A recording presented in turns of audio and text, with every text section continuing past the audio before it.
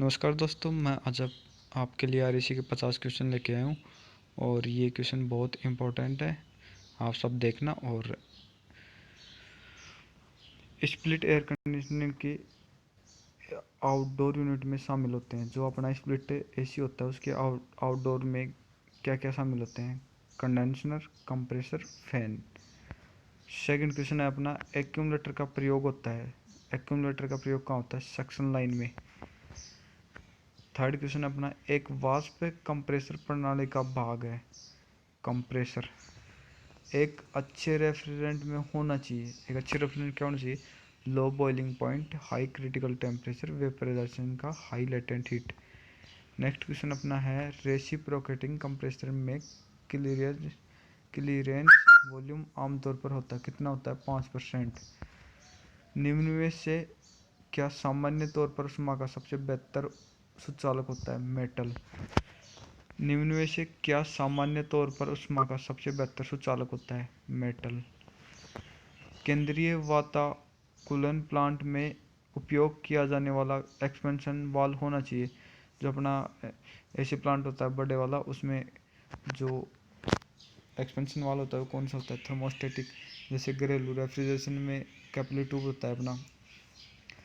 छोटे सिस्टम में तो डोमेस्टिक सिस्टम होता है, उसमें कैपिलरी ट्यूब होता है। जो बड़ा होता है उसमें थर्मोस्टेट होता है। एक कार की एयर कंडीशनिंग का उद्देश्य भीतरी को नियंत्रित करके पैसेंजर कंपार्टमेंट को आरामदायी बनाना। क्या मतलब जो कार का एसी होता है वो क्या नियंत्रित करता है? जो कि कार में ठंडक उत्पन्न हो जाती है। कार की एसी तापमान और आर्द्रता को नियंत्रित करता है। नेक्स्ट क्वेश्चन अपना है, घरेलू रेफ्रिजरेटर कार्य करता है वेपर कंप्रेसर चक्र पर, वाष्प कंप्रेशन चक्र पर। नेक्स्ट क्वेश्चन अपना है, कंडेंसर में रेफ्रिजरेंट सबसे पहले खोता है अपने क्या खोता है? संवेदन योग्य ऊष्मा। संवेदन योग्य ऊष्मा। नेक्स्ट क्वेश्चन अपना है, ऊष्मा स्थानांतरण की पद्धति कौन सी नहीं है? इंसुलेशन। इंसुलेशन में ऊष्मा स्थानांतरण मतलब ऊष्मा ऊष्मा का स्थानांतरण नहीं होता, प्रवाह नहीं होता। नेक्स्ट क्वेश्चन अपना है, प्लेट टाइप का इवापोरेटर अक्सर किस में उपयोग किया जाता है? प्लेट टाइप वाला इवापोरेटर किस में उपयोग किया जाता है? जो 2 कंपार्टमेंट रेफ्रिजरेटर होता है उसमें प्लेट टाइप इवापोरेटर प्रयोग किया जाता है। नेक्स्ट क्वेश्चन अपना है, एससी रेफ्रिजरेंट का उदाहरण है 290। एससी रेफ्रिजरेंट उदाहरण 290। नेक्स्ट क्वेश्चन अपना है, निम्न में से किस कंप्रेसर का कोई गतिशील भाग नहीं होता? थोक थोक कंप्रेसर का कोई गतिशील भाग नहीं होता। कंडेंसर के ताप अस्वीकृति क्षमता होनी चाहिए कूलिंग क्षमता से ज़्यादा। जो अपना कंडेंसर होता है उसमें ताप की अस्वीकृति क्षमता कितनी होनी चाहिए? कूलिंग क्षमता से ज़्यादा होनी चाहिए। कैसेट एयर कंडीशनर को कहाँ लगाने के लिए डिज़ाइन किया जाता है? जो अपनी कैसेट एसी होती है उसको कमरे की छत में लगाने के लिए डिज़ाइन किया जाता है। एक रेफ्रिजरेंट प्लांट की क्षमता को मापा जाता है। जो अपना प्लांट होता है उसकी क्षमता को टन में मापा जाता है। नेक्स्ट क्वेश्चन अपना है, R22 रेफ्रिजरेंट का केमिकल नाम है डाई फ्लोरो मोनोक्लोरो मीथेन। R22 का केमिकल नाम है। 19वां क्वेश्चन अपना है, कंडेंसर ट्यूब का खराब होना निम्न का कारक होता है? कंडेंसर टेम्परेचर में बढ़त। नेक्स्ट क्वेश्चन अपना है, उच्च सीओपी प्राप्त करने के लिए कंप्रेसर का प्रेशर रेंज होना चाहिए। सीओपी उच्च प्राप्त करनी है तो कंप्रेसर का रेंज होना चाहिए कम होना चाहिए। निम्न में से कौन सा रेफ्रिजरेंट विषैला होता है? कौन सा रेफ्रिजरेंट विषैला होता है? अमोनिया 717। नेक्स्ट क्वेश्चन अपना है, एक प्रशीतन प्रणाली में ड्रायर की क्षमता होती है, क्या क्षमता होती है? रेफ्रिजरेंट में नमी को हटाता है ड्रायर। 3 फेज इंडक्शन मोटर में नो लोड की स्थिति के दौरान पावर फैक्टर होता है, लोड नहीं होता तो पावर फैक्टर लो होता है।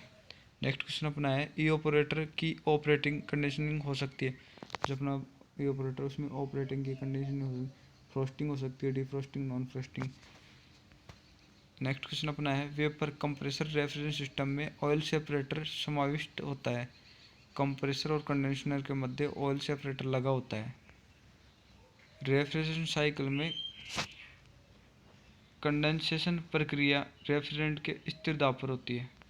रेफ्रिजरेशन साइकिल में कंडेंसेशन प्रक्रिया रेफ्रिजरेंट के स्थिर दाब पर होती है।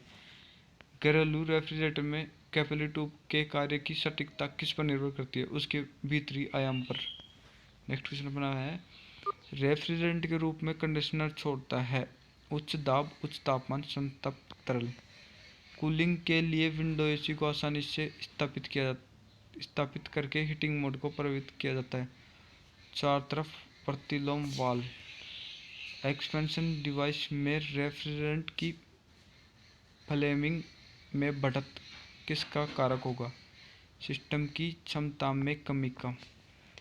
कैपेसिटर ब्लॉक में कैपेसिटर स्टार्ट और इलेक्ट्रिकल मोटर रन के साथ उपयोग के लिए इलेक्ट्रिकल कनेक्शन की संख्या होती है 4। कार एयर कंडीशनिंग प्रणाली में उपयोग किया जाने वाला आगामी विकल्प रेफ्रिजरेंट होता है R1234YF। R134 के साथ उपयोग किया जाने वाला लुब्रिकेटिंग ऑयल है पॉलिएस्टर। नेक्स्ट क्वेश्चन अपना है, घरेलू रेफ्रिजरेटर में कौन सी एक्सपेंशन वाल्व का उपयोग किया जाता है? Capillary tube. विंडो एसी के कंडेंसर के द्वारा अस्वीकृत ऊष्मा घरेलू रेफ्रिजरेटर में होती है अधिक। कैपेसिटर स्टार्ट मोटर का स्टार्टिंग टॉर्क कम होता है। भलीभांति बंद कर सील किए गए हार्मेटिक शील्ड एक कंप्रेसर में कंप्रेसर मोटर को ठंडा किया जाता है। किससे ठंडा किया जाता है? हवा से। कार का कंप्रेसर एक एयर कंडीशन प्रणाली में ड्राइव प्राप्त करता है आईसी इंजन शाफ्ट के द्वारा। रेफ्रिजरेशन सिस्टम में कौन सा भाग सबसे कीमती होता है? कंप्रेसर। 1 टन एसी का औसत रनिंग करंट क्या होगा? 7 एम्पियर। एक वाटर कूल्ड कंडेंसर की क्षमता होती है एयर कूल्ड कंडेंसर से ज़्यादा। विंडो एसी यदि फ्रोस्ट कर रहा है तो तब यह ज़्यादा ऊर्जा खपत करेगा। R134A के साथ लुब्रिकेटिंग होता है पूर्णतः मिश्रण के योग्य। नेक्स्ट क्वेश्चन अपना है, कूलिंग किसके द्वारा उत्पन्न होती है? इवोपोरेशन के द्वारा कूलिंग उत्पन्न होती है।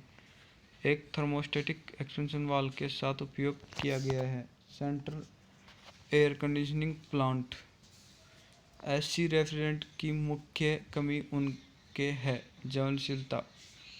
नेक्स्ट क्वेश्चन है, स्प्लिट एसी की भीतरी यूनिट में होती है 2 स्पीड। रेफ्रिजरेंट के फ्रीऑन ग्रुप होते हैं गंध रहित। डिहाइड्रेटर किस में स्थापित किया जाता है? लिक्विड लाइन में। स्टैंडिंग वैक्यूम टेस्ट में 24 घंटे के बाद वैक्यूम में कम संकेत करता है नमी की उपस्थिति प्रणाली में लीक। नेक्स्ट क्वेश्चन है, स्केलिंग में होती है evaporator coil, condenser coil. Last question है, कैपिलरी ट्यूब को काटने के लिए कौन से टूल का उपयोग किया जाता है? Brazing torch.